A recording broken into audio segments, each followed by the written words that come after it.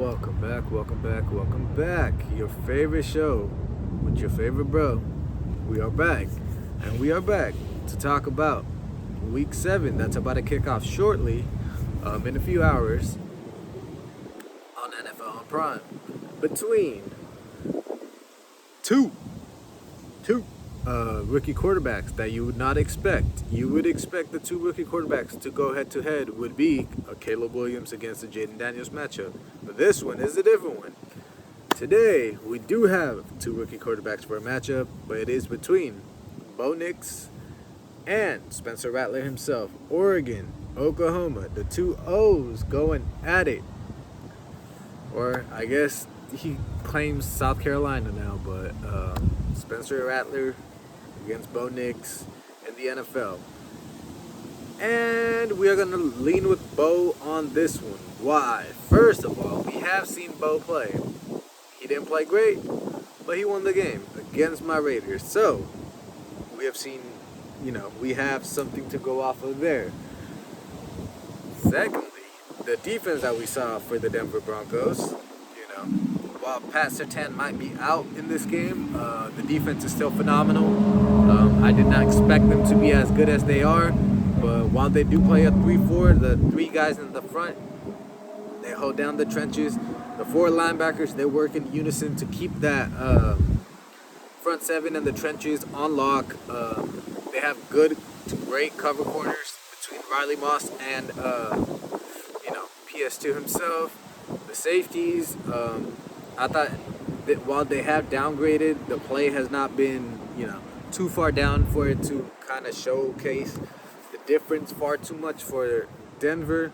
The offense is still clicking, but, it's a rookie quarterback getting into a new offense, and it's a very complicated offense with Sean Payton, so it might take, half the season, and then they will click even more later on, and then year 2, you want that big jump. Year 3, you want that almost MVP level.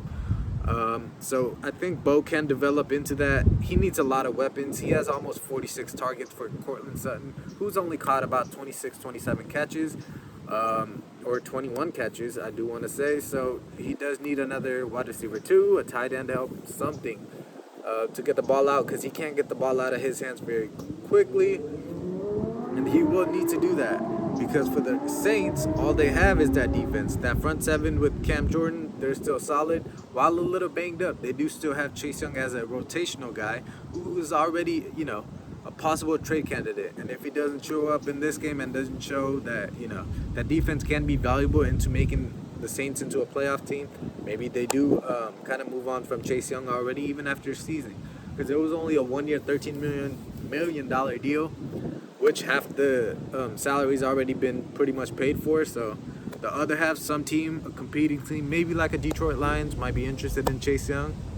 Just throwing that out there. However, let's discuss that Saints offensive line. And even the offensive play calling, I do have to put it in question. Last week, with the rookie quarterback that you have, who's starting out for the first time ever, who's still kind of underprepared because Derek Carr was not expected to, just be injured out of nowhere and had to be put on IR essentially.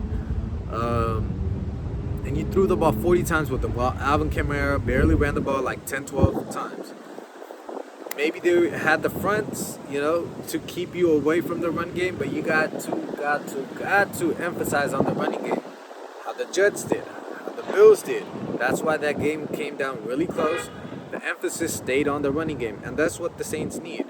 Out of all the teams, the Saints and the Bucs are the teams from the NFC South that, have a lot of question mark running game wise.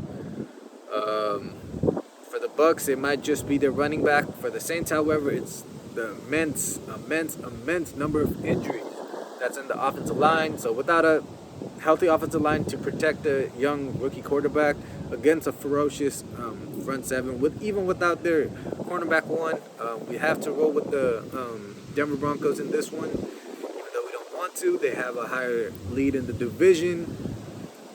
For the division, and as a Raiders fan, I would hope for the Broncos to lose.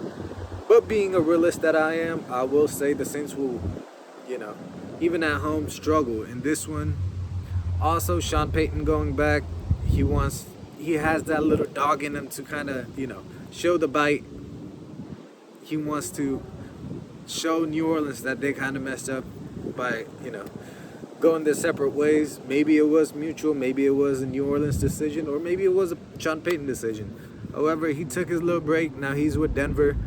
He's under a little bit of pressure too, but now the way that Bo is, kind of developing as the season goes on, it will depend how they look as a team and how Bo looks as a team for the Walton family to do anything with him, but they will most likely stick with him because an offensive mind is hard to come by, and he sets the standard. Old school coach with, still the modern approaches of the nuances of the offenses. So it will be very interesting to see the motivation that Sean Payton has behind his team, who I think will win and beat against his former team in the New Orleans Saints.